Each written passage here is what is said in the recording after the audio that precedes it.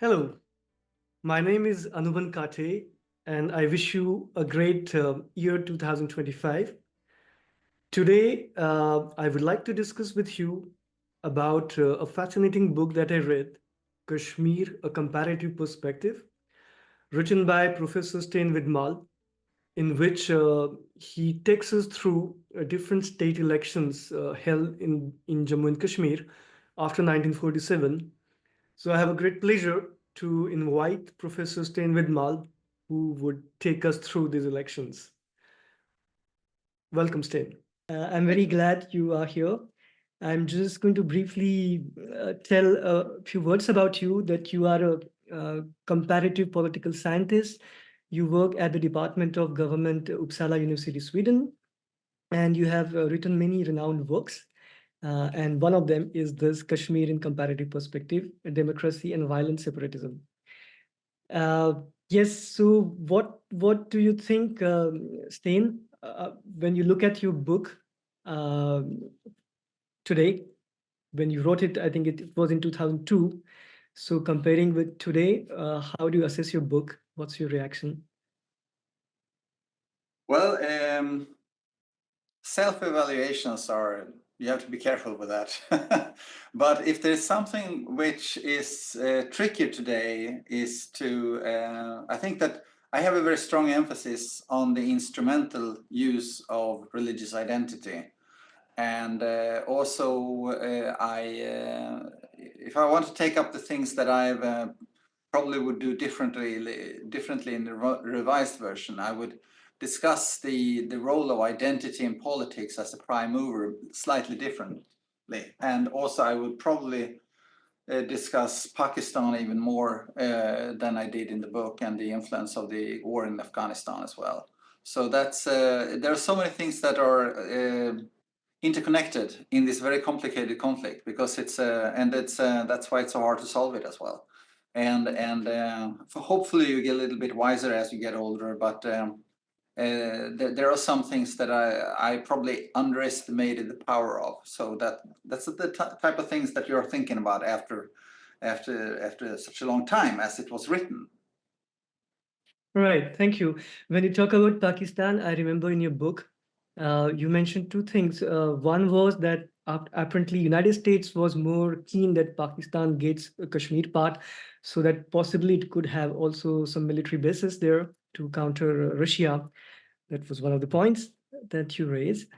But yeah, I think people, do you agree or no? Well, now you're talking about which period?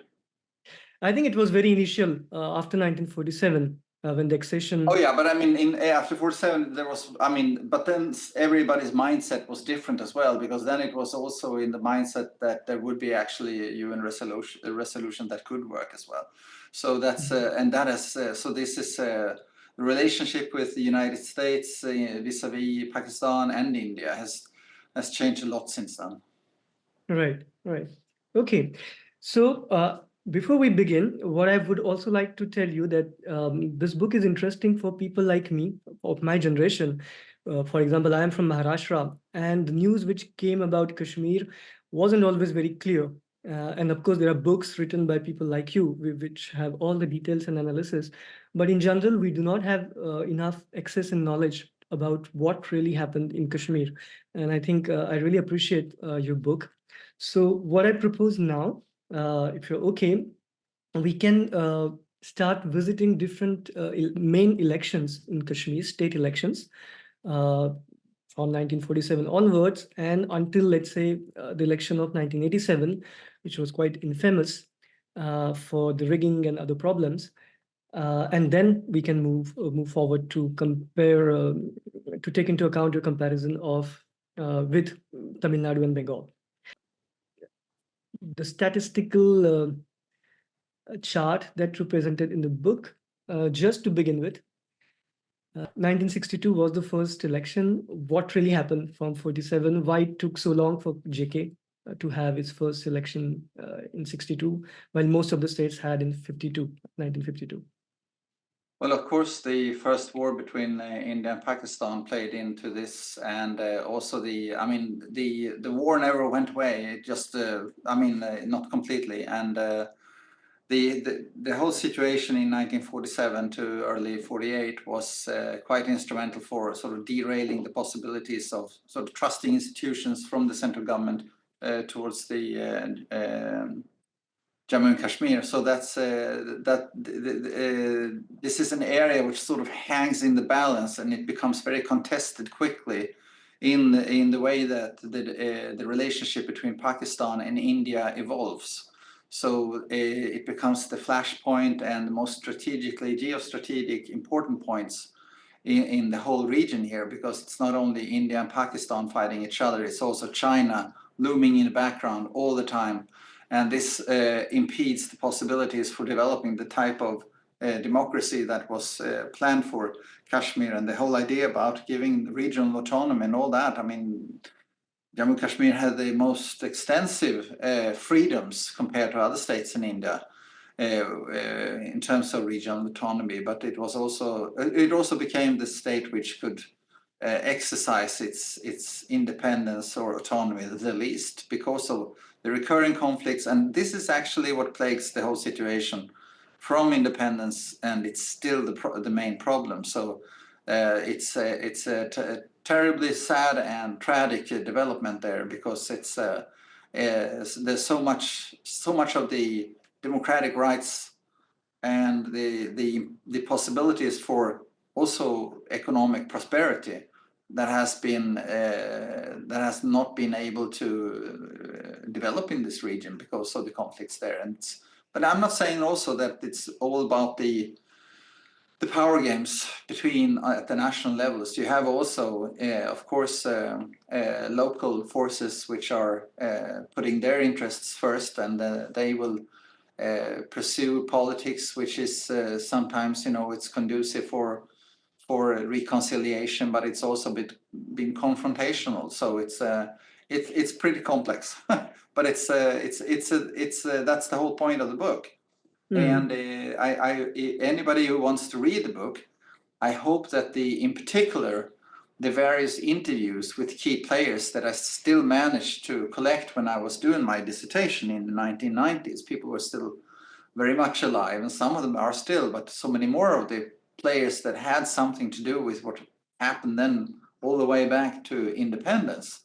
Some of them have been interviewed there, so they give their perspectives. And the point is not to say that this is the only way to look at the conflict. The point is that there are very many different views here, and it's hard to bring this puzzle together, and you never get it to fit together like a puzzle in that way that all pieces fit. There will be overlaps always, and there will be contradictions always in how we describe this conflict.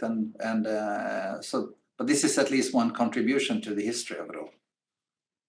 Right. Okay. So if we talk about, for example, the 1962 elections, we see that the Indian National Congress did not really contest, right? And there was a clear majority for the Ghulam Bakshi's government of Jammu Kashmir National Conference, sorry. And I remember in the book you mentioned that the elections were not far from being fair, and even Pandit Nehru had said to Bakshi that he should at least concede some seats so that his a few seats, yeah. Right, so that his political legitimacy is proved in a way. Yeah. So, what do you think about these first elections of 1962? Well, I don't know if this is a good analysis, but it seems to me that in a way you could say that the takeoff for democracy in Jammu Kashmir looks more like Pakistan than India. You have a rocky start, conflicts. I mean, in Pakistan there were assassinations and so on, and of course the India-Pakistan conflict. But here also you can see that there is the whole project of establishing a democratic ethos is very, very hard when all the emotions are so strongly caught up with with what was happening during the partition and what comes after that also with the subsequent conflicts between India and Pakistan. So this is pushing down democratic freedoms and the real possibility for opposition, and it pushes up certain types of nationalisms which are not always conducive then for integration and making this part of the rest of the country. So this is it's a troublesome start, and it continues then like that. If you look at the subsequent elections, then you have 62, 67, and 72. These are all periods which are plagued by ongoing conflicts in the region. And even when Bangladesh was created, 71, and what's happening here in 72, the Kashmir was to some extent involved in that. Was actually affected by this conflict as well then. Right.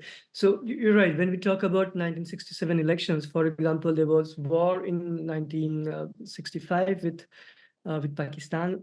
You also talk about the Hazrat Bal crisis, when the relic was somehow stolen. Could you tell us more about that period and the election outcomes? How do we look at those of 1967? No, it's first of all, it's the influence from Pakistan is pretty great. It is important part of the whole conflict then.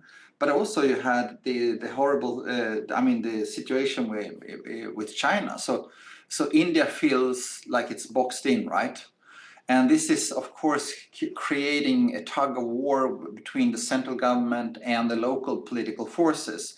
Nobody trusts each other is the simple description of the whole situation. And in such a tense situation, any kind of rumor, like the Hazrat Bal crisis, can set off a conflict which is grave and that can spread so quickly and will be hard to handle. Even it can spread across the borders even. So that is the climate at that time. Right. Before we move to 1972 elections, I would also like to ask you about Sheikh Abdullah's case, because he was a prominent face, the main figure of politics in Kashmir, and he was imprisoned by Dogras, also by Nehru, and later by Shastri and Indira Gandhi as well.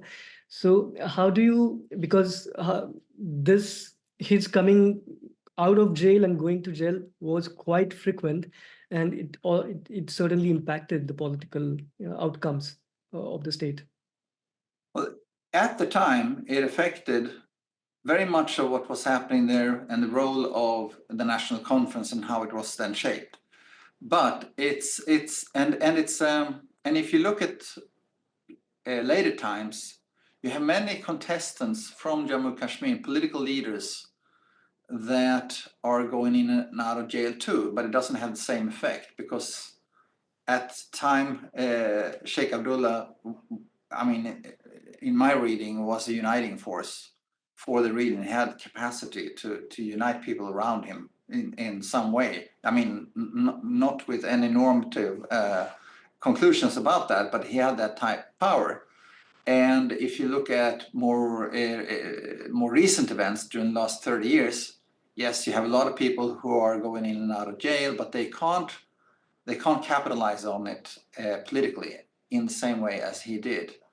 And that has to do with the entanglement with Pakistan and with the fact that people are really tired also of the conflicts there. And it's the whole thing about how you should regard the separatist movement and so on. People are, in my opinion, quite divided about this in these days. And maybe they weren't so much at the time, and they had still the idea that maybe there was a chance for independence. It's very hard to say whether that wasn't established.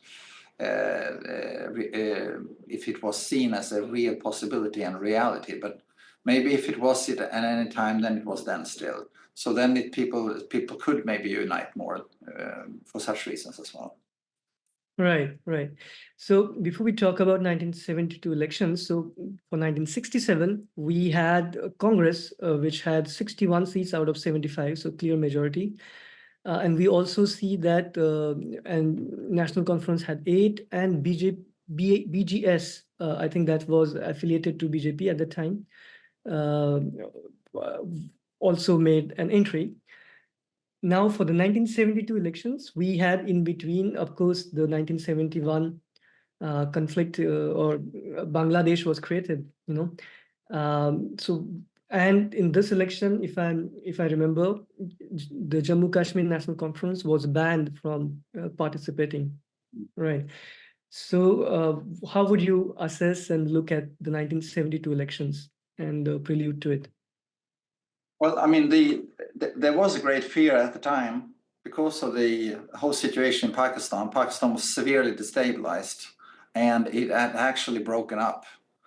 The East and West Pakistan solution did not work, and of course, India was had its interests, but it was also in the central government. India was also very much afraid that agitation and the kind of things that led to the independence of Bangladesh, there could be repercussions.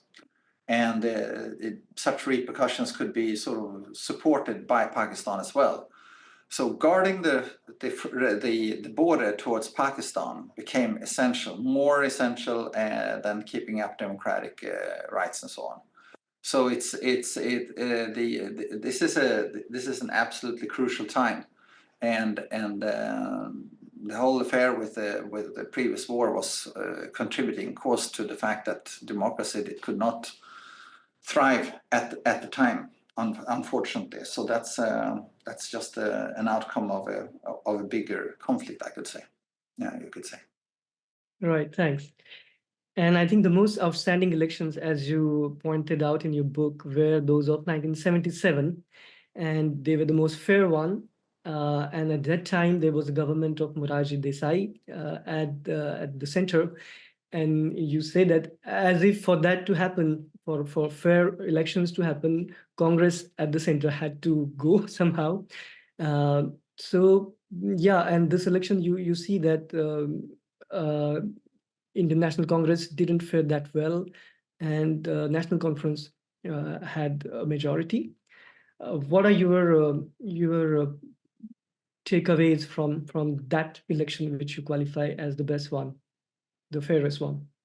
Well, yes, it was. I mean, the Congress Party had begun to, become a hegemonic power, and you had the emergence in which contributed to cutting down political freedoms, and it created tensions within India, which were dangerous for democracy, and it was it was like a downward spiral of autocratization, but at the same time, it revitalized democracy, you could say, because you would see that in various parts of India, a lot of local political groups would also form their own ways of their own movements as a counterpoint or a counterweight towards the Congress Party. So from the grassroots level, you would see that democracy started to actually working better after 77. Now, this is, in one way, it's a good thing because people are mobilized into democracy, and the hegemonic power of the Congress Party is, in many ways broken. So because too much time under hegemony is not good. I mean, we had the same thing in Sweden, for example, with social democracy. I mean, they ruled unchallenged basically for 4 years in Sweden, and it had terrible consequences for our democracy.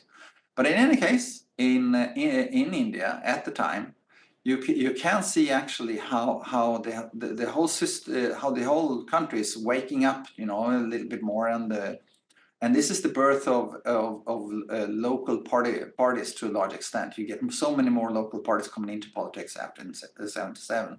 And this goes on all the way forward, and it goes up even more in 1980s.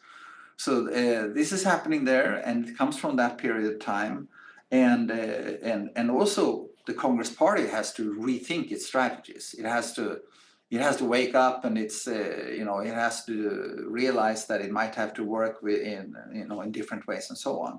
So, but the thing is that at the time, from 77 and onwards here for a period of about 6-7 years. So you have a you have much more freer political culture, and this is if you look at municipal level, you can see that people are working across political boundaries. You can see Muslims, Hindus working together across party lines in a way that I can't find any records of before, and it's hard nowadays as well. But you can see cooperation across ethnic barriers, and it's happening, and it's documented also in the book, and it means something. It means that this is when democracy is working, then you can see that it's really hard to start separatism. Right. And I think you're right, because in the book, you quote a very interesting interview with Amanullah Khan of the Jammu Kashmir Liberation Front. And you say that he had sent some boys from England in 1983 to assess this ground situation and to see if it was favorable for separatism. And the observation was that no, people are busy with their daily lives, they are doing their business, and they do not really feel concerned. And the situation later, I think in 1987, changed when he sent the boys, you know. So yeah, I think that's a remarkable testimony or proof. It is a type of proof, but you have to be careful so one doesn't overinterpret this as because in social sciences we also always discuss the relationship between structures and individual forces and how they work together or not, and so on. And it's to some extent true that you could say that there have always been an interest in separatism in Jammu and Kashmir. But and they have been big attraction when there is a bigger conflict and so on. If it's like during the Hazrat Bal crisis, for example. But you can see in the early 80s that they're not getting support for a violent uprising, at least. And this it doesn't mean, of course, that there is. I mean, agency can play a role, of course, in creating situations, but the agency, the effect of agency is very much conditioned by what goes on in general. So if you would have, for example, today, a separatist movement saying that's the southern part of Sweden, which you never could trust, in the eyes of the Swedes, the rest of the Swedes. If there would be separatist movement today, nothing would happen with it. There's absolutely no way that it could get support. Just a few maybe, and so on. And we would have our little old antagonistic relationships between North and South as we do. And we also had Sweden and Norway were together like this, but we actually had a partition in 1905. So, but we don't go to war with each other, right? So and we would not do it now either. That wouldn't be possible. Now we're both into NATO, so that's now. But even before Sweden joined NATO, it wouldn't happen. So there's a lot around, and you just can't have a separatist leader popping up telling people to pick up the gun and go out and do something. There has to be something around it, surrounding the situation, the context is very right. Right. So moving on, so in 1983, I think this was the first election when Farooq Abdullah fought the elections, and he got the majority. He 46, although there was violence and rigging, but broadly his victory was accepted by the opposition political parties. And then we moved to the 1987 elections. There was a lot of things happened in between. Importantly, the assassination of Indira Gandhi. What do you think about this period and the 1917 elections that you said were like the election cartel, because the main opposition party is Congress and the Jammu Kashmir National Conference, they made a pact and shared seats even before the elections. And that kind of meant that there was no political competition.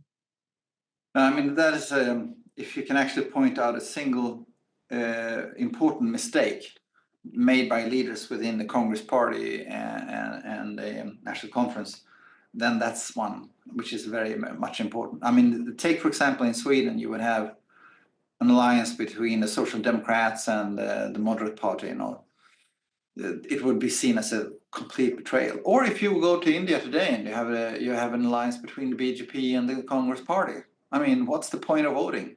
So that's a kind of the extent of how the democratic ethos was betrayed, you could say. So here you can see that, and this is also supported by Anubandh KATÉ, you know, in how he describes the situation, that after the 1987 election, there was no problem recruiting young men in this area for an armed uprising. They were completely disillusioned. People just said to hell with democracy because they didn't trust it anymore. The trust capital of the whole of the institutions were spent. And after that, to keep up the borders, you only have the monopoly of violence to rely on.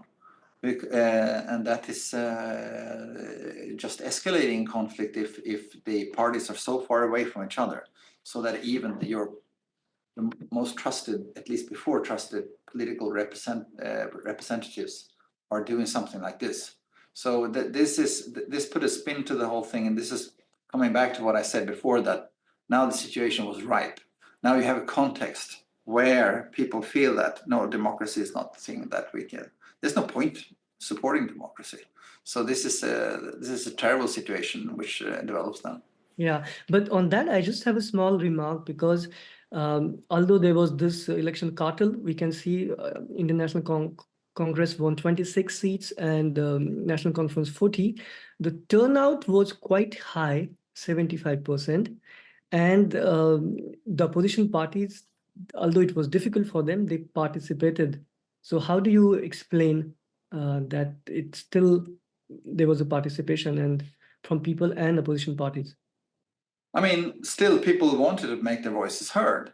But the thing is that if you have an election system like the one which is used here in India, you have the exaggeration of the majority. If you have the largest party gets, you know, proportion of votes is larger than the share of votes. The proportion of seats is larger than the share of votes. So this is accentuated. If you go together and make an election cartel, it's even more accentuated, right?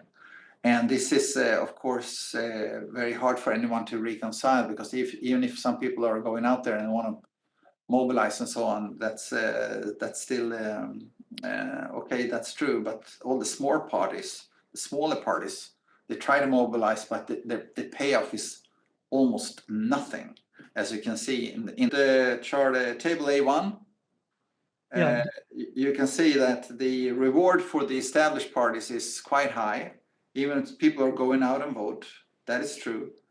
But it's for the small parties, the punishment for them is quite significant. So that it's a very cruel situation there when you have GMI, MUF still getting about as much as the International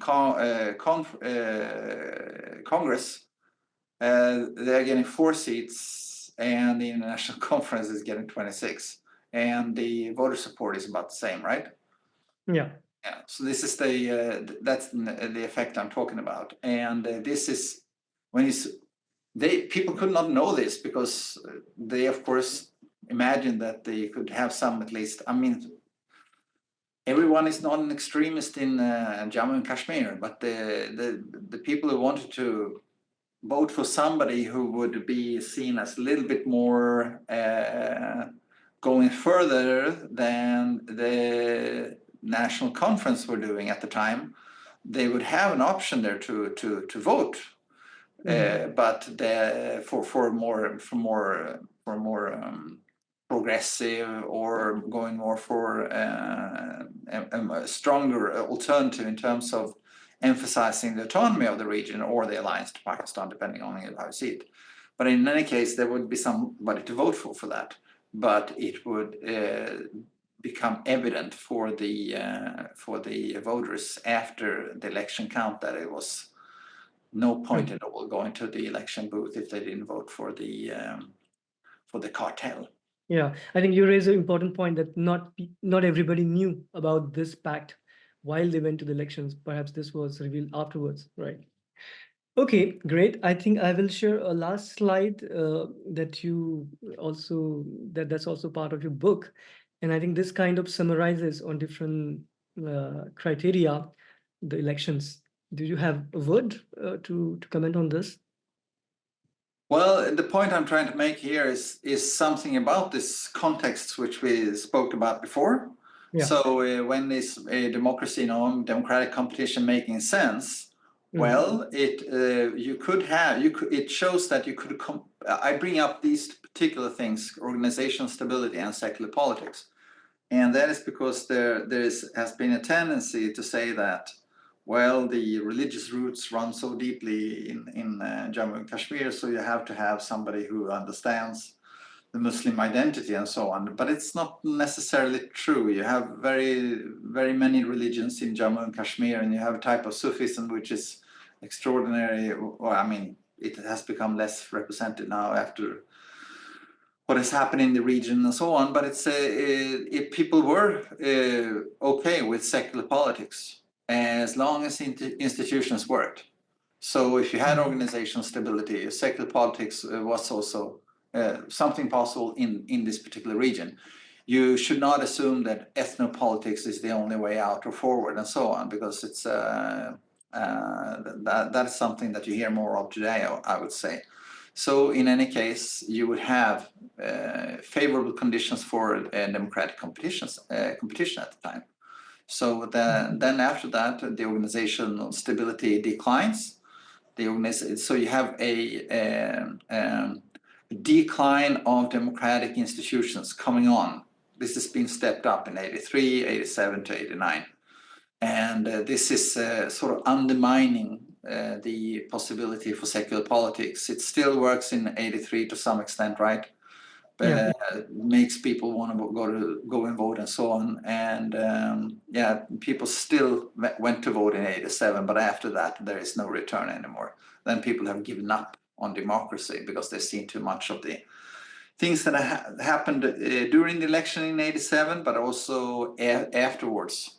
Because this whole situation became much more infected, and you have direct interventions from the central government, and you have all kinds of things happening there with then later on Jagmohan's policies and so on. And this is actually the period when I came to Kashmir the first time, because that was in 1988.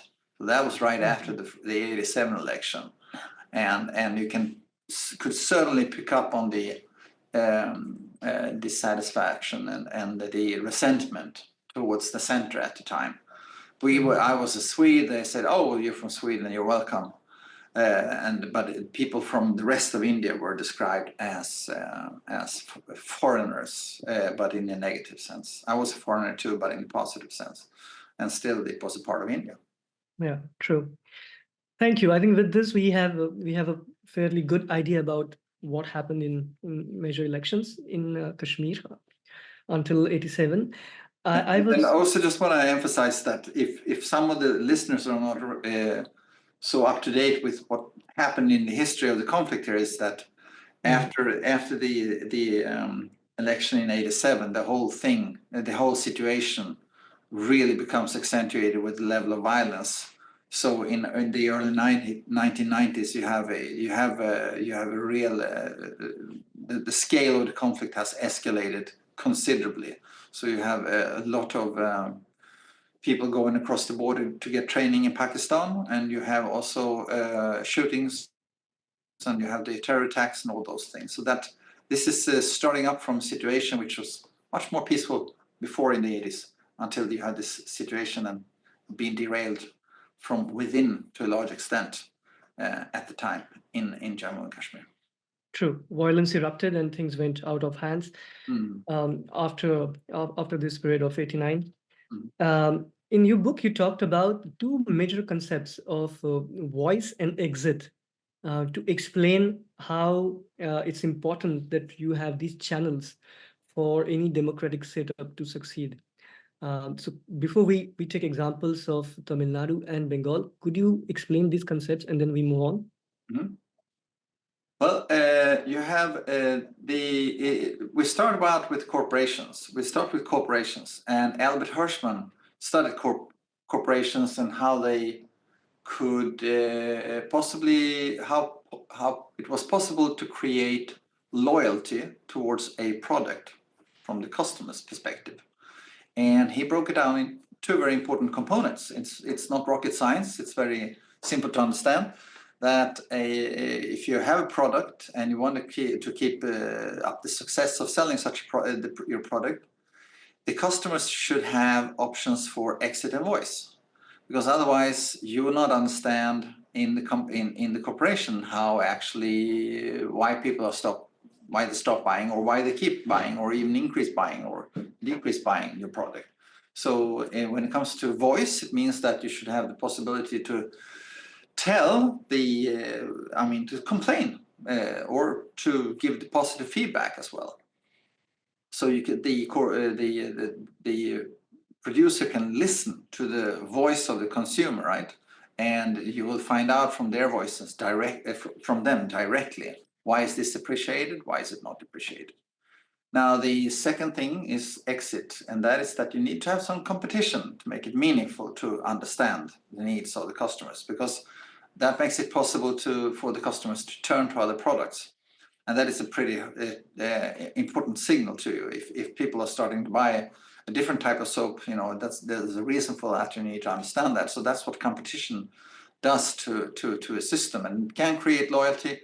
It can create also, if you don't do it right, there is disloyalty. But the thing is that there is this thing about competition which is important, because it sort of pushes everyone to become better, right? And this was then applied to democratic policies and democracy, how democracies evolve. And this was supported by Stein Rokkan, the Norwegian political scientist, who developed his ideas in a book called State, Nation and Class. And he described this, that this is the whole thing with democracy as well. If you're going to have a stable democracy, you need exit and voice. So if it means that you have voice, people can actually voice their opinions within their parties and say they can engage themselves in parties, and they can actually say what they want, and they can their interests and needs will be channelized upwards, right? The whole idea with the democratic process and having political parties. And if that doesn't work, they can switch party. And if maybe they just change their minds and realize that I'm not a socialist anymore, now I want to make money for my pension. So then they turn to make money for themselves for the pension, I should say. So then they may turn into the exit thing and vote for somebody who lowers taxes instead of keeping them high, and so on, whatever. So this is the thing, and you can apply this to democracy. Are you going to be loyal? Well, it depends on exit and voice. Right. And these two aspects were in a way denied in Kashmir. People could not really go to courts or to police. There was not redressal. Even you talk about the internal democracy of political parties. But now, if we apply these two criteria to the examples you took in the book, talked about in the book, of Tamil Nadu, where there was a demand for a separate country, Dravidanadu. I think it was in the 1950s. Could you tell us about this example and why it did not go the way Kashmir went? Well, one important, I mean, the whole north-south divide in India, it was, I mean, it's still there, some of it, but it was very much alive after partition. And it was not an easy thing for Jawaharlal Nehru to keep the whole country together. So the language question, the status of languages at the regional level was something which was severely contested. And there was a plan, to sort of devalue the whole the southern languages and the Dravidian movement, nationalist movement in the region at the time were considering, the options of trying to go against the sitting government, central government, in such a way that you could see the seeds of separatism sort of having a chance there, right? And it was diffused when the whole situation was, if you simplify things very much, I mean, the Congress Party realized it could not establish itself as a very strong party in the region, but it could build alliances. But it meant that you had to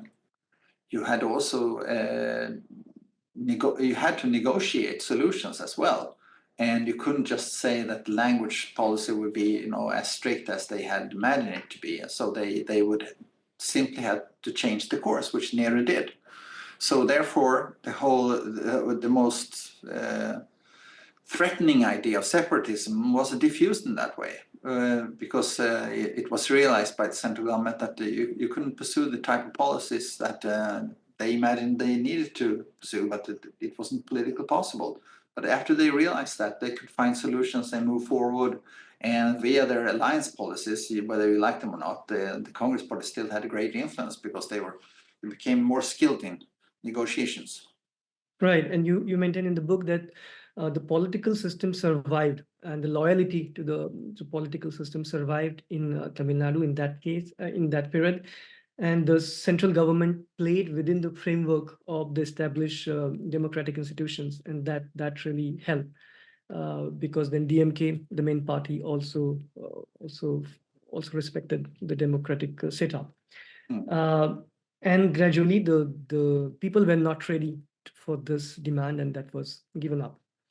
Now talking about Bengal, and you said during 1967 to 77, that period was quite crucial in Bengal, and yet I think Bengal did not go, of course, the way Kashmir went, but even if we compared with Tamil Nadu, the degree of separatism, let's say, was inexistent or was very low.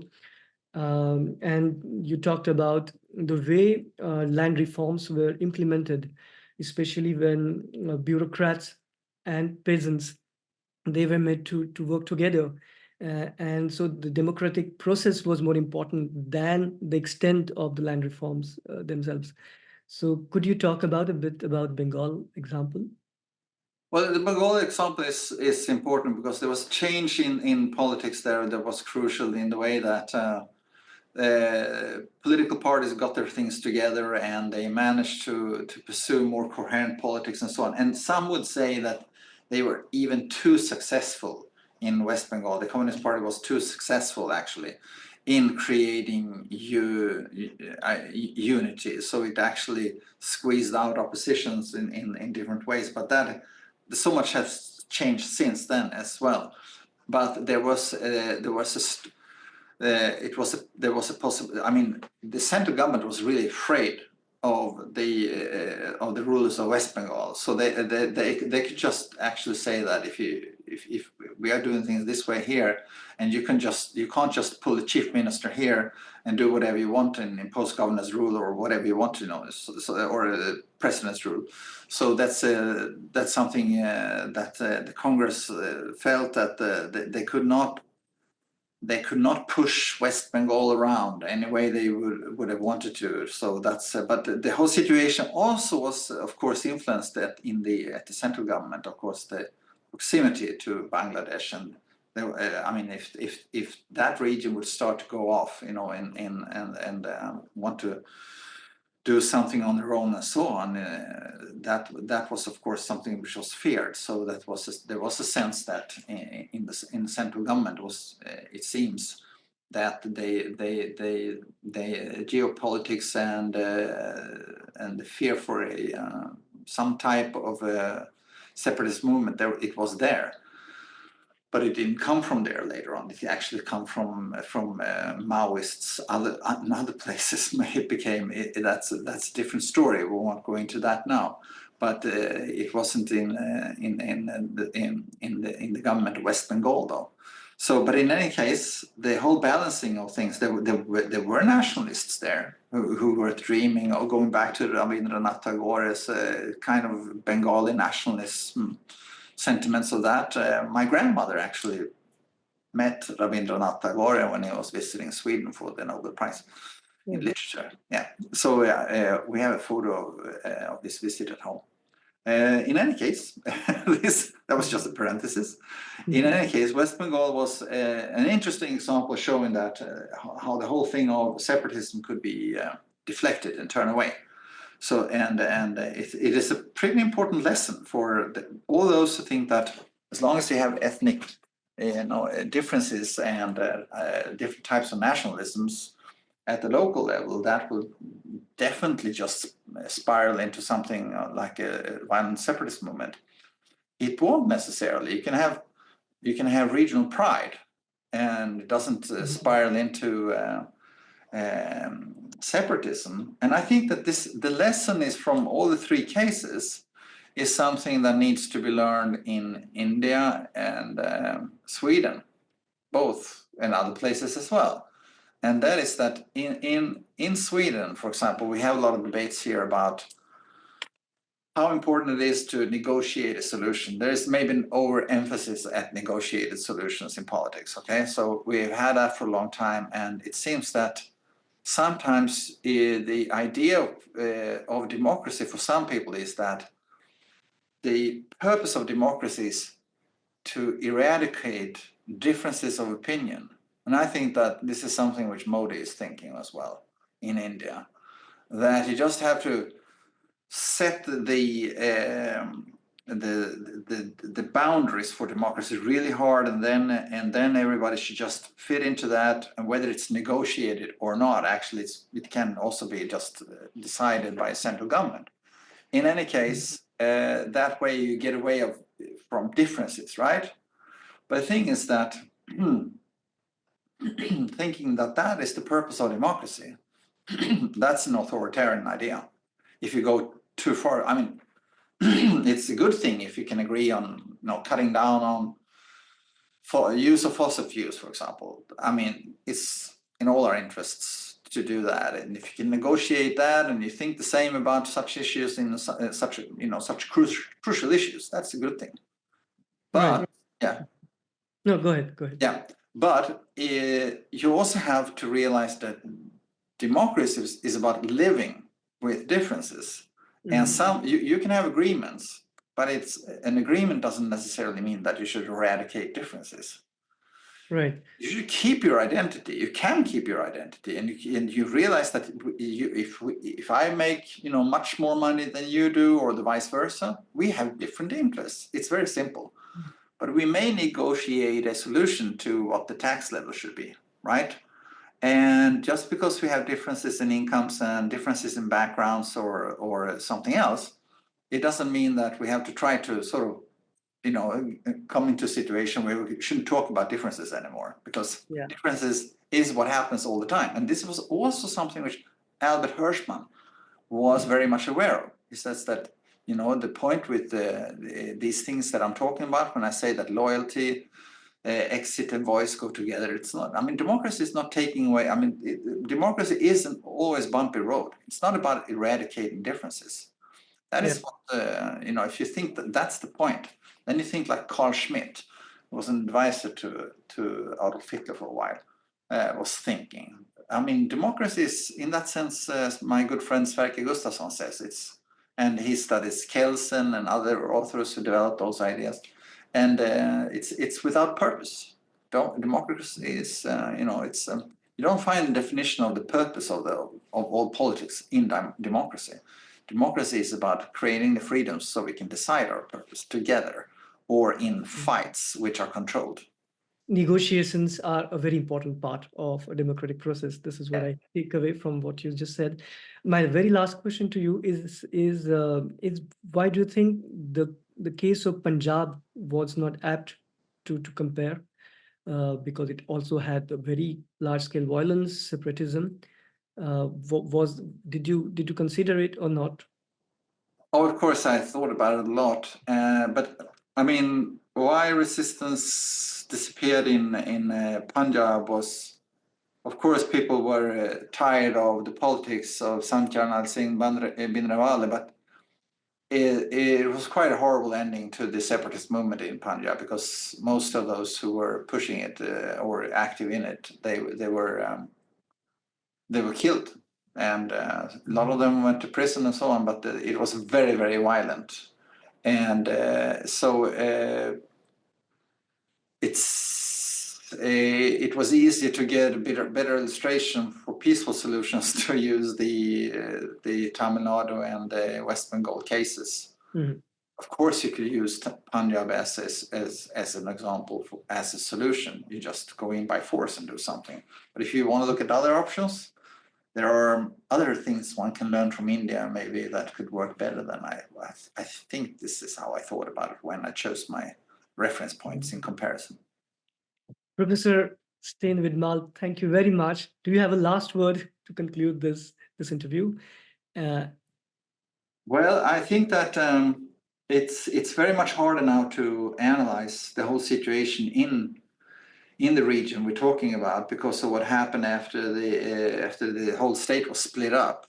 Mhm. So now all the logics of the conflicts have changed dramatically, and it takes time before we can sort of evaluate what is happening for the prospect of democracy here. But it's very hard to imagine a situation where democracy would go faster or move forward more in this particular region compared to the rest of India, because now the rest of India is in a more crucial situation with regard to democracy, as we can see if we look at varieties of democracy and how it's measured, how democracy is measured there. So it's I would say the situation is even more complex now.